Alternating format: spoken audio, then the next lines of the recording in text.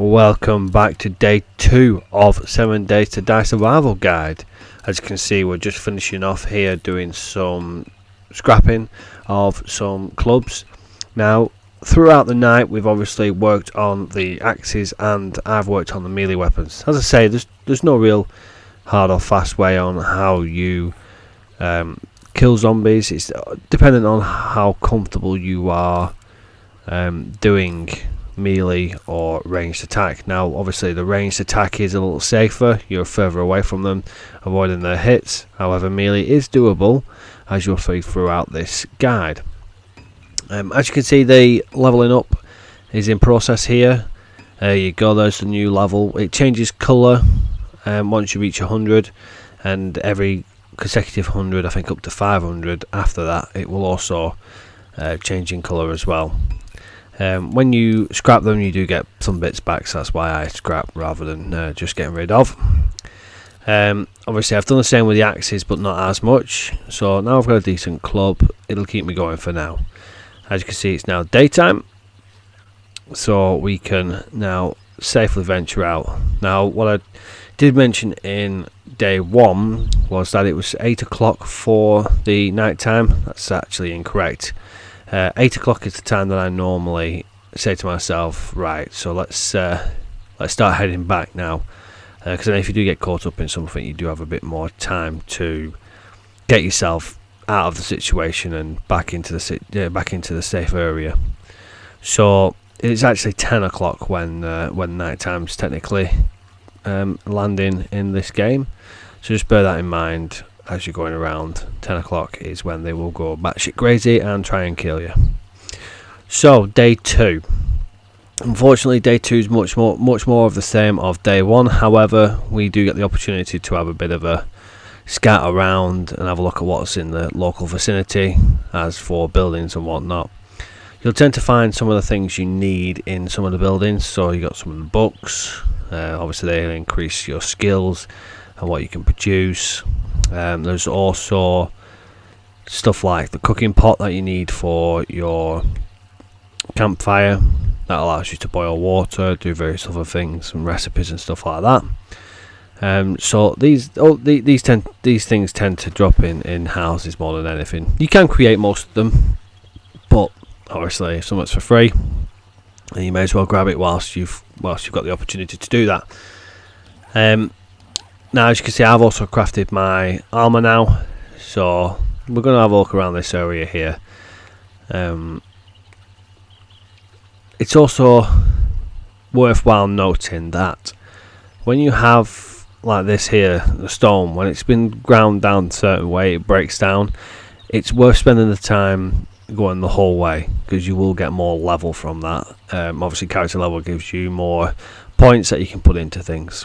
Now I'll discuss the points at a later stage, because at the moment they're not really a necessity. You don't really need to worry about them. You can do if you want to have a gander and think about where you want to put them and whatnot, but it's all real dependent on the kind of areas you are at as to whether or not you need to concentrate on your survivability, such as your water, so your camel, or your fed as well.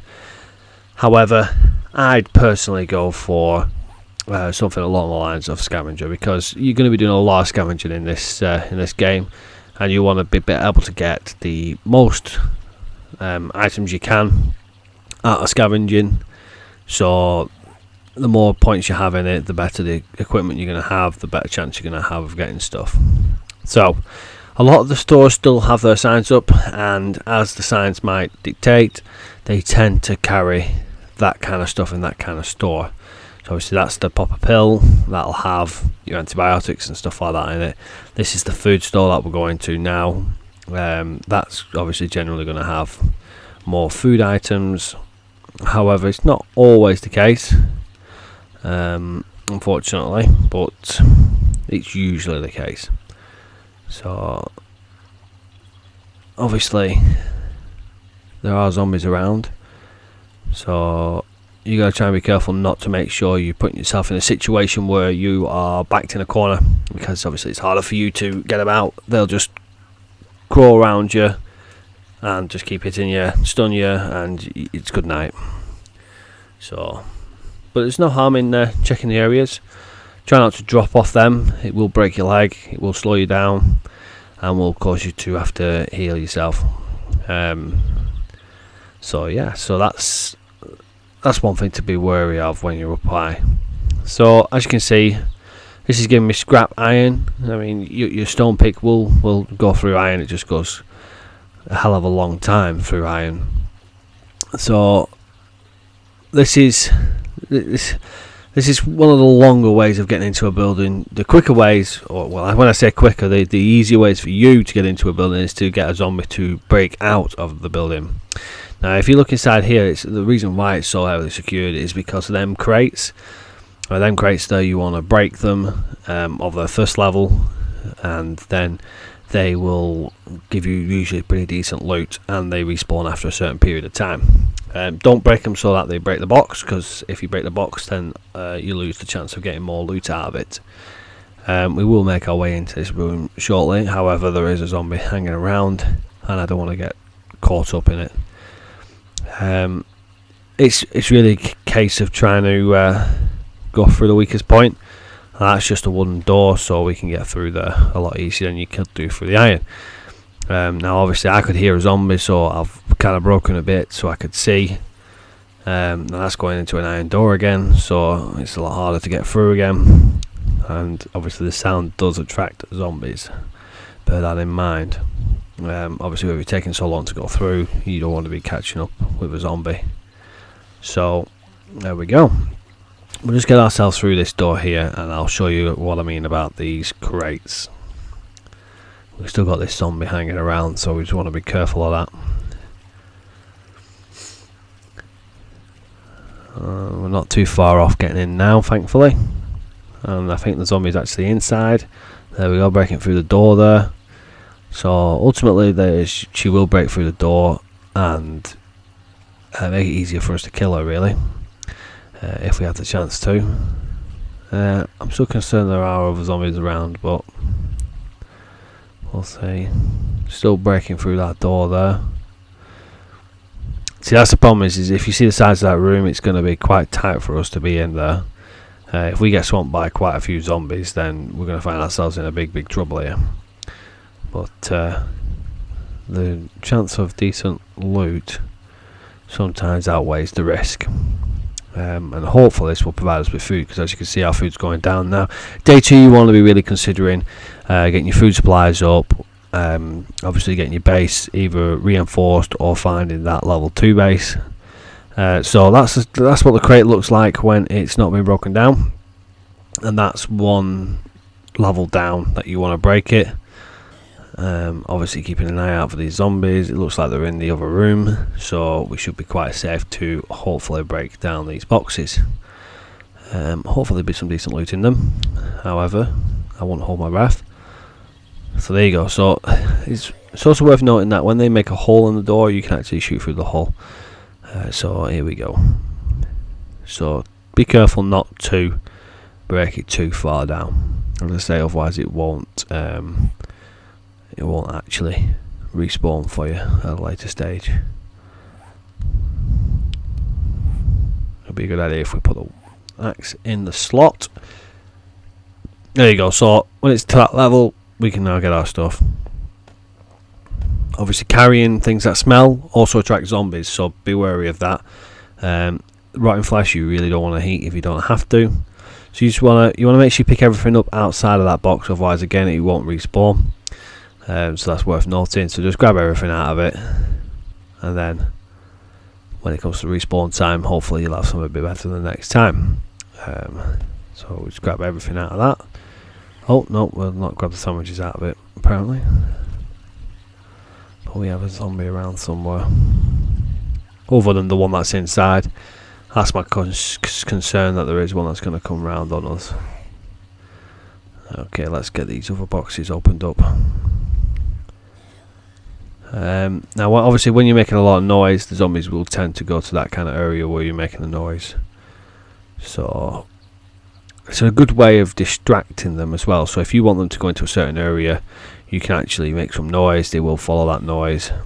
Beer is great as well, it's always worth having beer. Basically what it does is increases your stamina massively whilst you're trying to move around, so it's great.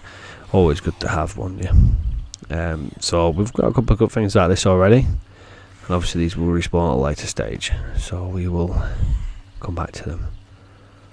And that zombie's still not. Doesn't help the lighting isn't great in here, and apparently I can't pick up this. There we go. There's various different things for lighting which you'll find at a later stage. Obviously when you're this low, you're only really relying on your torches, unfortunately. But at later stage you will find like miner's hat. In hindsight, we do pick up a miner's hat during level I think day 6, so you get to see one of them anyway. But there are also things that you can attach to your weapons as well, so your flashlights and stuff like that. Okay, so at this stage I'm just going to move us on and bring us into the later in the day, because realistically the only thing we're going to get through here is just through that other room into that zombie there. So if you remember earlier on, we discussed about this building where it's a level 2-story building. This is the one we're going to basically get ourselves in and get it secured for our day 7. It's ideal because it has got the 2 levels, so you can kind of get downstairs as a way to slow the zombies down, so that by the time it gets to 6 o'clock, the kind of like feralness of them cuts down and you can pick them off one by one. That's the only real target you've got for day 7, is to basically survive. You don't want to be fighting them on day 7 because you get screamers, so they bring more zombies, and it's just a horde of zombies. Later in the game you will get hordes of zombies, but they'll be manageable and you'll be geared up ready for them. But for the first 7 days you ain't going to be geared for this. So just making sure the building is securable. Obviously there's a lot of windows that are broken. I've obviously broken the door myself. I'm a stickler for making things look right, so I will put them through that way. So obviously it's pitch black in here. As you can see, windows are gone. There's walls that are only level 1. Upstairs is the same. Now what I do here, they tend to go for the doors if you can make them go for the door. Sometimes if there's quite a few of them they won't, they'll smash through the wall as well. But I actually leave the door intact upstairs and break around the wall. Through the wall, sorry, around the door. So because that's quite, it's an iron door, and at this stage we're not building iron doors, so why we're in a nice door?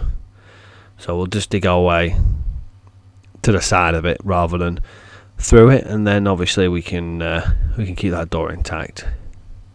The disadvantage is once you've upgraded the wood frames is you have to break them to remove them, even if you get them back down to the frame level, unfortunately.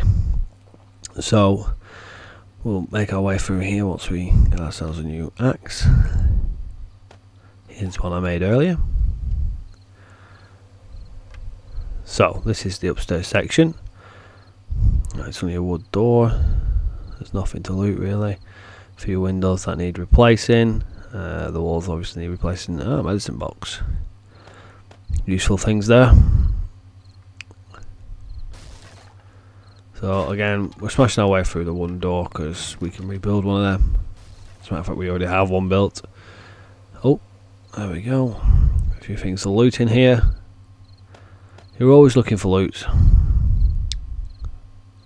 Bingo. And this is where our safe haven will be.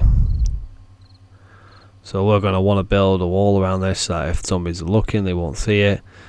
We'll have to take the sign down. The front end of it. It's not really a sign, is it? So we're just going to build a wall around this just so that we can stay out of sight of day-to-day zombies. Day 7 it's not going to really matter because they're going to come for you anyway, irrespective of where you hide. They know you're there. You're sent straight away. However, up until that stage we might be able to camp up in this day, and certainly over the next few days as well.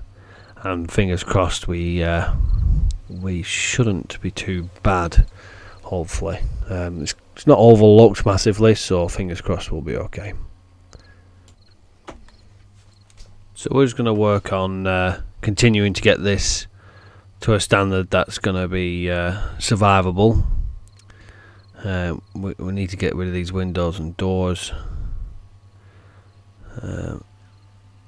but we are moving on quite late now. So remember I said to you, if we end up doing a lot of construction at night, you're going to attract the zombies, and they're going to basically dismantle your work before you've managed to get it to a good standard that it's going to survive. The more it gets attacked at night before day 7, the less chance you're going to survive day 7, and that is the ultimate goal for this for 7 days. Once you've done beyond that, then a whole new array of things happen, but I'll discuss that at a later stage. So for now, we're going to go back to our little hut area that we made. Still very secured for a day 2 night.